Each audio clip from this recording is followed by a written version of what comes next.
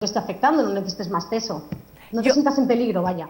Muchísimas gracias. Por cuestiones de tiempo no podemos seguir conversando, pero yo, Raquel, te agradezco muchísimo hoy estar con nosotros y acompañarnos, darnos esta otra perspectiva desde otro ángulo. Yo creo que siempre es bueno abrir un poco la mente y buscar de dónde viene esto que no logro resolver.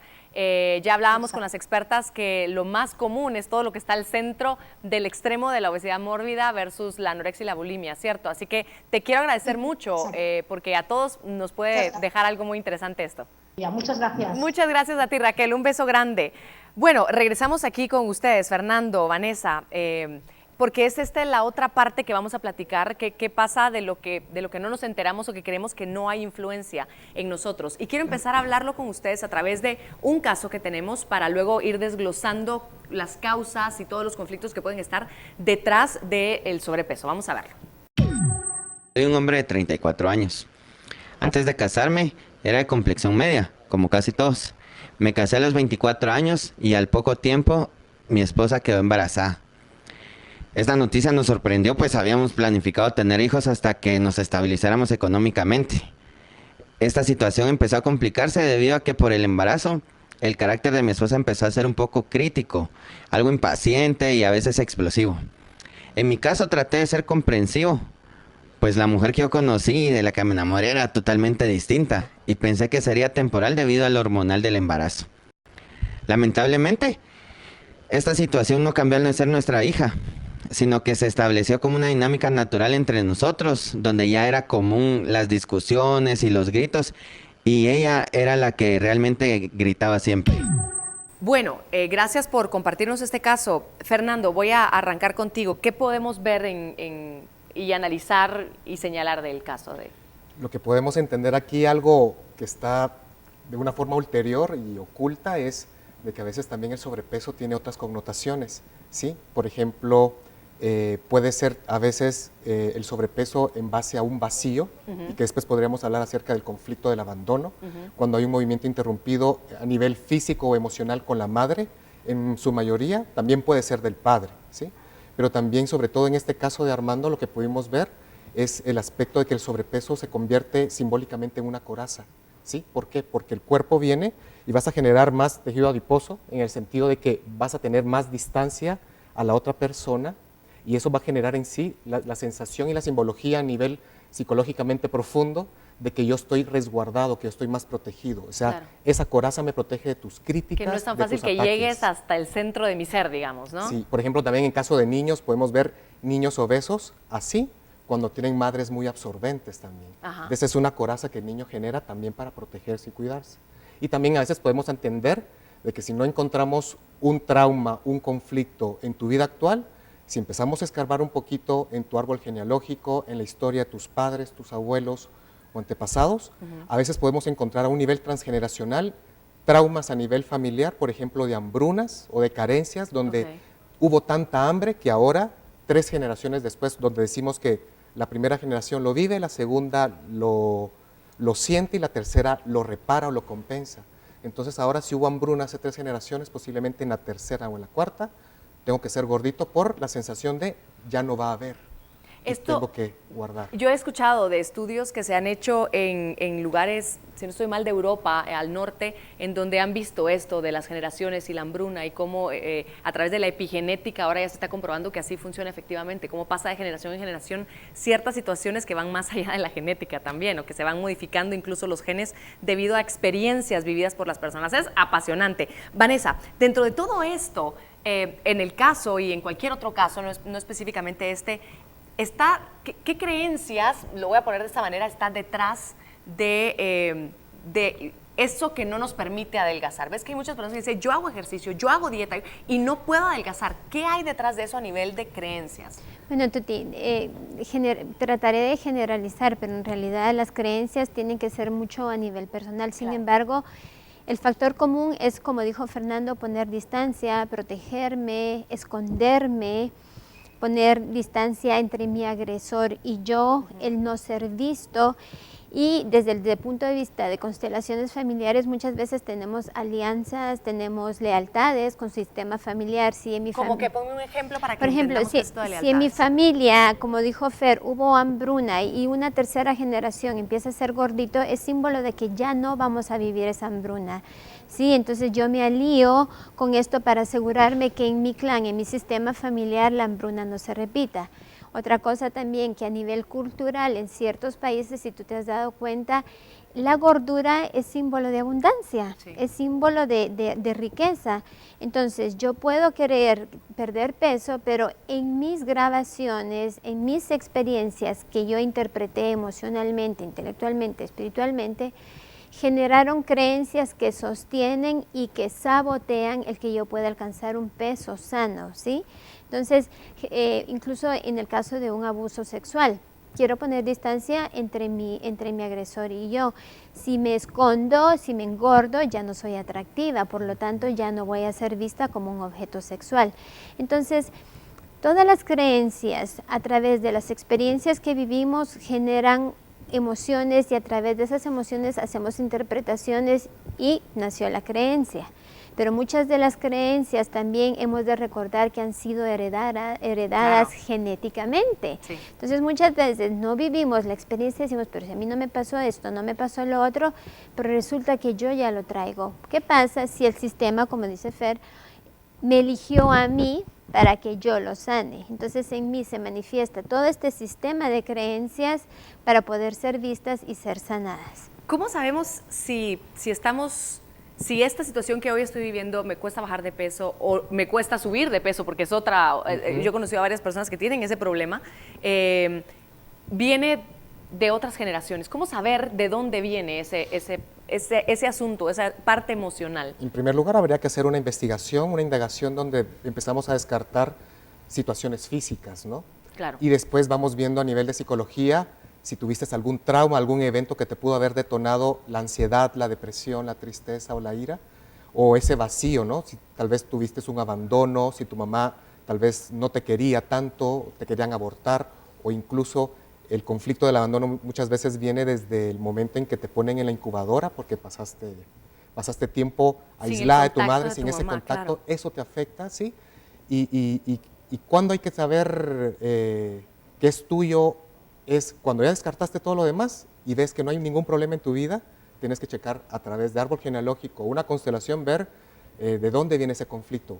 Muchas veces hemos tratado esos casos, Tuti, donde gente que ha probado de todo, dietas, y tienen un plan completo y lo revisamos con ellos y son sumamente disciplinados.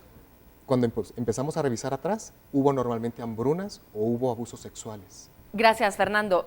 Tú tenías otro caso interesante que podríamos desglosar antes de irnos a la pausa. Sí, tengo el caso de un paciente de 65 años que no solamente tenía sobrepeso, sino que tenía una particularidad que estafaba a las personas, ¿sí? Estafaba a las personas y lo primero que hacía era ir a comprar mucha comida, comprar mucho pan y mantenía comida escondida en su casa.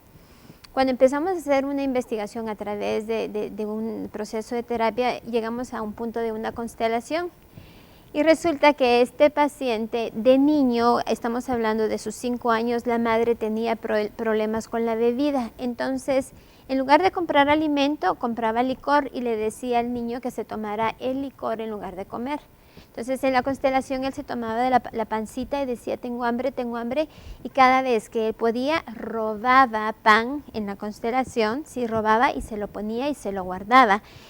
Una vez esta persona toma conciencia, nos damos cuenta de que estaba tratando de poder compensar toda esa hambre que vivió durante ese tiempo y que su madre le negó el alimento. Entonces otra vez estábamos en conflicto con la madre y en conflicto con el alimento.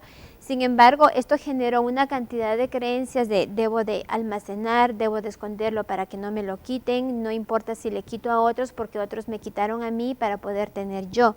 Entonces, como te decía, las creencias que se generan pueden ser infinitas, Claro. ¿verdad? Dependiendo de cómo cada quien interprete y a qué nivel interprete la situación, la experiencia que está viviendo. Ahora, esto me llama mucho la atención y en esto precisamente es que se ha trabajado tanto en entender el famoso inconsciente, ¿no? Porque precisamente no es lo que conocemos de nosotros mismos. Yo no creo eso, como si eso fue cuando era chiquito, yo ya lo superé, o sea, yo ya sé cómo funciona esto, pero no funciona así. Realmente hay cosas que quedan ahí y siguen funcionando o haciéndonos funcionar de tal manera que nos hace disfuncionales sin nosotros entenderlo. Así es, por ejemplo, todo el mundo cree que yo ya dejé de ser niño, ya somos adultos, ya soy muy serio, Sí. pero por dentro todavía podemos tener el conflicto del abandono porque mamá nos dejó solos, que tuvo que ir a trabajar, todas las experiencias que tuve que sentirme solo, enfrentarme al mundo, ante el colegio, cosas por el estilo, eso te generan ese abandono tuti en el cual hay un vacío interior que después tú lo quieres llenar con comida, en el mejor de los casos. En otros casos ya es sustancias, claro. ropa o personas incluso.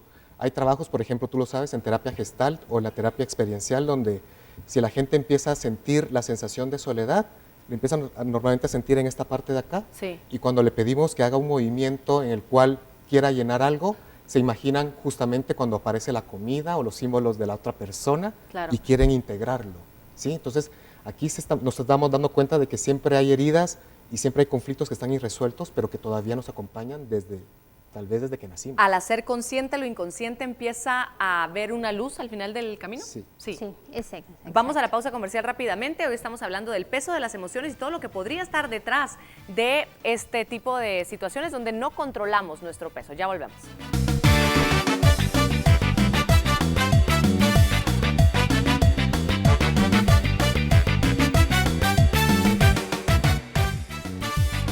Al volver, esta ansiedad de que quieren bajar de peso, lo que están haciendo es de que le están dando una respuesta de estrés a su cuerpo. si tenés hambre o no tenés hambre, porque el 90% de los pacientes que recibimos no tenían hambre y no se dan cuenta. Cuando uno se pregunta que si tengo hambre, hay que preguntarse primero, ¿esta hambre es mía o es de alguien más?